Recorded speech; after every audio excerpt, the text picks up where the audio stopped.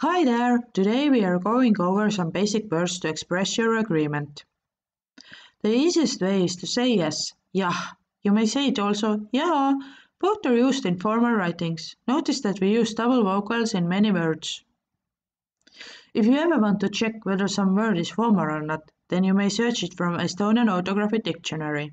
If after a word is written argi, it means it's informal and used only in everyday language. The second commonly used word is okay, hästi, hästi. Of course, you may also use the good old okay itself, okay, okay. It's also fine to use saying very well, olgu, olgu. If you're not so pleased with the opportunity but want to agree for other reasons, we change only the intonation, okay or olgu. Although Estonians aren't generally very expressive, we sometimes use praise speech as super, suurepärane, suurepärane. In everyday language, it's the same as in English, super, super. If you want to assure something and say of course, it's muidugi, muidugi.